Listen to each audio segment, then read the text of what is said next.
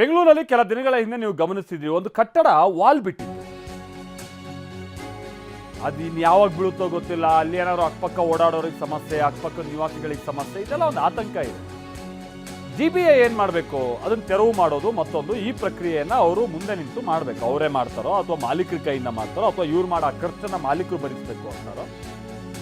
But 2 ತಿಂಗಳಾದರೂ ಪಾಲಿಕೆ ಸಿಬ್ಬಂದಿ ಅದನ್ನು ತೆರವು ಮಾಡೋದಕ್ಕೆ ಮುಂದಾಗ್ತಾರೆ.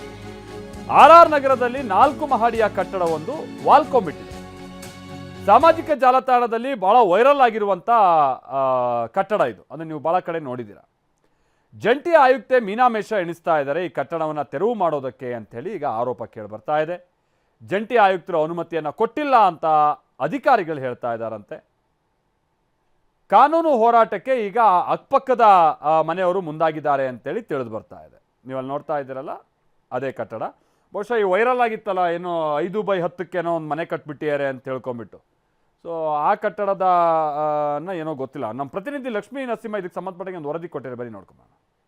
ಬೆಂಗಳೂರಿನಲ್ಲಿ GBA ಅಡಿಯ ಬೆಂಗಳೂರು ಪಶ್ಚಿಮ ನಗರ ಪಾಲಿಕೆ ವ್ಯಾಪ್ತಿ ಅಧಿಕಾರಿಗಳ ನಿರ್ಲಕ್ಷ್ಯತನ, ಸೋಮಾರಿತನ ಯಾವ ರೀತಿ ಇದೆ ಅನ್ನೋದಕ್ಕೆ ಒಂದು ಸಾಕ್ಷಿ ತೋರಿಸ್ತಾ ಹೋಗ್ತೀನಿ. ಏನಂತಂದ್ರೆ, ಬೆಂಗಳೂರಿನ RR ನಗರದ ಜವರೇಗೌಡ ನಗರದಲ್ಲಿ ಒಂದು ವಿಚಿತ್ರವಾದ ಮನೆ ಇದೆ. ಏನ್ ನೋಡ್ತಾ ಇದ್ದೀರಾ, ಈ ಒಂದು ಮನೆ ಇರ್ತಕ್ಕಂಥದ್ದು ಬರೀ 231 ಚದರ ಮೀಟರಲ್ಲೇ ಬರೋಬ್ಬರಿ 4 ಮಹಡಿ ಕಟ್ಟಡವನ್ನ ಇಲ್ಲಿ ಕಟ್ಟಿರ್ತಕ್ಕಂಥದ್ದು. ಕಟ್ಟಡ ಕಟ್ಟಿ ಸುಮಾರು 7 ವರ್ಷ ಆಗಿದೆ. ಕಟ್ಟಡ ಕಟ್ಟಿದ ಒಂದೇ ವರ್ಷಕ್ಕೆ ಕಟ್ಟಡ ಮುಂದಕ್ಕೆ ವಾಲಿರೋದನ್ನ ಗಮನಿಸ್ತಾ ಇದ್ದಾರೆ. ಸುಮಾರು 1 ಅಡಿಯಷ್ಟು ಕಟ್ಟಡ ಮುಂದಕ್ಕೆ ವಾಲಿದೆ. ಸೊ ಬೀಳುವಂತ ಆತಂಕ ಇದೆ. ಸೊ ಯಾವುದೇ ಸಮಯದಲ್ಲಾದ್ರೂ ಬೀಳ್ಬಹುದು. ಬೆಂಗಳೂರಿನಲ್ಲಿ ಅತಿಯಾದ ಮಳೆಯಾದ ಸಂದರ್ಭದಲ್ಲಿ, ಗಾಳಿ ಬೀಸ ಸಂದರ್ಭದಲ್ಲಿ ಈ ರೀತಿಯ ಕಟ್ಟಡಗಳು ಬಿದ್ದಿರೋದನ್ನ ನಾವು ಗಮನಿಸಿದ್ದೀರಿ. ಬಟ್ ಆದ್ರೆ ಇದುವರೆಗೂ ಕೂಡ ಈ ಒಂದು ಕಟ್ಟಡವನ್ನ ಡೆಮಾಲಿಷ್ ಮಾಡತಕ್ಕಂಥ ಕೆಲಸವನ್ನ ಮಾಡಿಲ್ಲ.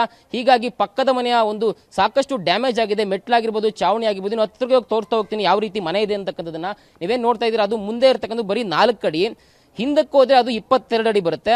ಮತ್ತೆ ಅದರ ಪಕ್ಕಕ್ಕೆ 17 ಅಡಿ ಬರುತ್ತೆ. ಒಟ್ಟು ತ್ರಿಕೋನಾಕಾರದಲ್ಲಿ ಈ ಒಂದು ಮನೆಯನ್ನ ಕಟ್ಟಿದ್ದಾರೆ. ಕಟ್ಟಿ 7 ವರ್ಷ ಆಗಿದೆ. ಸಾಕಷ್ಟು ಸಮಸ್ಯೆಗಳನ್ನ ಈಗಾಗಲೇ ಸುತ್ತಮುತ್ತ ಇರ್ತಕ್ಕಂಥ ಅನುಭವಿಸ್ತಾ ಇದ್ದಾರೆ. ಇನ್ನು ಈ ಒಂದು ಮನೆಯ ವಿನ್ಯಾಸ ಸಾಮಾಜಿಕ ಜಾಲತಾಣಗಳಲ್ಲಿ 2 ತಿಂಗಳ ಮುಂಚೆ ವೈರಲ್ ಆಗಿತ್ತು. ಜನ ಚೀಮಾರಿ ಹಾಕಿದ್ರು. ಈ ರೀತಿ ಮನೆಯನ್ನು ಕಟ್ಬೋದಾ, ಕಟ್ಟಬೇಕಾದ್ರೆ ಅಧಿಕಾರಿಗಳು ಏನ್ ಮಾಡ್ತಿದ್ರು, ಕತೆ ಕಾಯ್ತಿದ್ರ, ಅದನ್ನ ತಡಿಬೇಕಾಗಿತ್ತು. ಈಗ ಕಟ್ಟಿದ ಮೇಲೂ ಕೂಡ 7 ವರ್ಷ ಆದ್ಮೇಲೂ ಕೂಡ ಯಾಕೆ ಇದನ್ನ ತೆರವು ಮಾಡಿಲ್ಲ ಅದನ್ನ ಪ್ರಶ್ನೆ ಮಾಡಿದ್ರು. ಬಳಿಕ ಅಧಿಕಾರಿಗಳು ಅಲರ್ಟ್ ಆಗಿ ಏನೋ ಒಂದು ತಾತ್ಕಾಲಿಕವಾಗಿ ಬಂದು ಇಲ್ಲಿ ಸ್ಥಳ ಪರಿಶೀಲನೆ ಮಾಡಿದಿರಿ ಅಂತ ಹೇಳಿ ನೋಟಿಸ್ ಅನ್ನ ಕೊಟ್ಟು ಹೋಗಿದ್ರು. ಬಟ್ ಆದ್ರೆ ನೋಟಿಸ್ ಕೊಟ್ಟೋಗಿದ್ದು ಅಷ್ಟೇ. ಮತ್ತೆ 2 ತಿಂಗಳಾದ್ರೂ ಈ ಕಡೆ ತಿರುಗಿ ಕೂಡ ನೋಡಿಲ್ಲ. ಈ ಮನೆಯನ್ನ ಏನ್ ಮಾಡಬೇಕು, ಹೀಗೆ ಬಿಟ್ರೆ ಯಾವ ರೀತಿ ಸಮಸ್ಯೆ ಆಗುತ್ತೆ ಅನ್ನೋ ಕಿಂಚಿತ್ತು ಜ್ಞಾನ ಕೂಡ ಇಲ್ಲ. ಸೊ ಸ್ಥಳೀಯ ಅಧಿಕಾರಿಗಳನ್ನ ಕೇಳಿದ್ರೆ, AE ಮತ್ತೆ AAA ಅನ್ನ ಕೇಳಿದ್ರೆ, ನಮಗೆ ಜಾಯಿಂಟ್ ಕಮಿಷನ್ ಜಂಟಿ ಆಯುಕ್ತರು ಆರತಿ ಆನಂದ್ ಅವರು ಆದೇಶ ಮಾಡಬೇಕು, ಆದೇಶ ಮಾಡೋರು ಕೂಡ ಕಟ್ಟಡ ತೆರವು ಮಾಡಕ್ಕಾಗಲ್ಲ ಅಂತಕ್ಕಂಥ ಸಬಬನ್ನ ಕೊಡ್ತಿದ್ದಾರೆ. ಬಟ್ ಆದ್ರೆ ಇಲ್ಲಿರ್ತಕ್ಕಂಥ ಇಲ್ಲಿ ವಾಸ ಮಾಡೋ ಜನಕ್ಕೂ ಅಷ್ಟೇ, ಪಕ್ಕದ ಮನೆ ವಾಸ ಮಾಡೋ ಜನಕ್ಕೂ ಅಷ್ಟೇ ಈಗ ಜೀವಕ್ಕೆ ಗ್ಯಾರಂಟಿ ಇಲ್ಲ. ಪ್ರಾಣಾಪಾಯ ಎದುರಾಗಿದೆ. ನಾನು ಪಕ್ಕದ ಮನೆ ತೋರ್ತಾ ಹೋಗ್ತೀನಿ ಯಾವ ರೀತಿಯಾಗಿ ಡ್ಯಾಮೇಜ್ ಆಗಿದೆ ಅಂತಕ್ಕಂಥದನ್ನ. ಕಳೆದ 7 ವರ್ಷಗಳಿಂದಲೂ ಇದೇ ರೀತಿಯ ಒಂದು ಜೀವ ಭಯದಲ್ಲಿ ಪಕ್ಕದ ಮನೆಯವರು ವಾಸ ಮಾಡ್ತಾ ಇದ್ದಾರೆ. ಪದೇ ಪದೇ ಮನವಿಯನ್ನ ಕೊಟ್ಟರು, ಸಾಕಷ್ಟು ಬಾರಿ ಕೇಳ್ಕೊಂಡ್ರು ಕೂಡ ಮನೆ ಪಕ್ಕದ ಮನೆಯಿಂದ ಈ ರೀತಿ ಸಮಸ್ಯೆ ಆಗ್ತಾ ಇದೆ. ಈಗಾಗಲೇ ಬಿರುಕು ಬಿಟ್ಟೋದನ್ನ ಗಮನಿಸ್ತಾ ಇದೆ. ನೋಡಿ ಯಾವ ರೀತಿ ಆಗಿದೆ. ಭೂಕಂಪ ಬಂದಾಗ ಯಾವ ರೀತಿ ನೆಲ ಬಿರುಕು ಬೀಳುತ್ತೆ, ಆ ರೀತಿಯಾಗಿ ಇಲ್ಲಿ ಬಿರುಕು ಬಿಟ್ಟದ್ದು ಗಮನಿಸ್ತಾ ಇದ್ದಾರೆ. ಮೆಟ್ಲಾಗಿರ್ಬೋದು, ಚಾವಣಿ ಆಗಿರ್ಬೋದು, ಟೈಲ್ಸ್ ಆಗಿರ್ಬೋದು, ಮನೆಯ ಬಹುತೇಕ ಹಾನಿ ಆಗಿರೋದನ್ನ ನಾವು ದೃಶ್ಯಗಳಲ್ಲಿ ಗಮನಿಸ್ತಾ ಇದ್ದೀರಿ. ಸಾಕಷ್ಟು ಬಾರಿ ಪತ್ರಗಳನ್ನ ಕೊಟ್ಟರು, ಬೇಗ ಡೆಮಾಲಿಷ್ ಮಾಡಿ ಅಂತ ಕೇಳ್ಕೊಂಡ್ರು ಕೂಡ ಇನ್ನೂ ಮಾಡಿಲ್ಲ. ನೋಟಿಸ್ ಅಂಟಿಸಿ 2 ತಿಂಗಳಾಯ್ತು. ಬಟ್ ಈಗ ಅದನ್ನ ತೆರವು ಯಾಕೆ ಮಾಡಿಲ್ಲ ಅನ್ನೋದು ಪ್ರಶ್ನೆ ಆಗಿದೆ. ಬೆಂಗಳೂರಿನಲ್ಲಿ ಈ ರೀತಿಯ ಘಟನೆಗಳಾಗಿ ಜನ ಪ್ರಾಣ ಕಳೆದುಕೊಳ್ತಾ ಇದ್ದಾರೆ. ಇಷ್ಟಾದ್ರೂ ಕೂಡ ಇದನ್ನ ಎಮರ್ಜೆನ್ಸಿಯಾಗಿ ಒಂದು ಕನ್ಸಿಡರ್ ಮಾಡಿ ಇದನ್ನ ತೆರವು ಮಾಡಬೇಕು ಅಂತಕ್ಕಂಥ ಕನಿಷ್ಠ ಜ್ಞಾನ ಕೂಡ ಪಶ್ಚಿಮ ನಗರ ಪಾಲಿಕೆ ಅಧಿಕಾರಿಗಳಿಗೆ ಇಲ್ಲ. ಇನ್ನು ಪಕ್ಕದ ಮನೆಯವರು ಇದ್ದಾರೆ, ಅವ್ರನ್ನ ಮಾತಾಡ್ತಾ ಹೋಗ್ತೇವೆ. ಮೇಡಮ್, ಈ ರೀತಿ ಒಂದು ಮನೆ ನಿಮ್ಗೆ ಇಷ್ಟೊಂದು ಸಮಸ್ಯೆ ಆಗ್ತಾ ಇದೆ, ಯಾವಾಗ ಬೇಕಾದ್ರೂ ಬೀಳ್ಬೋದು ಅನ್ನೋ ಪರಿಸ್ಥಿತಿ ಇದೆ. ಸೊ ಅಧಿಕಾರಿಗಳು ಏನ್ ಹೇಳ್ತಾರೆ ಇಷ್ಟಾದ್ರೂ ಕೂಡ? ನಾವು ಅದೇ ಮೊನ್ನೆನೂ ಹೋಗಿದ್ದು ಶುಕ್ರವಾರ, ಆದ್ರೆ ಅವರು ಸಿಗ್ಲಿಲ್ಲ. ನಾವು ಹೋದಾಗೆಲ್ಲ ಅವ್ರಿಗೆ ಇರೋದೇ ಇಲ್ಲ.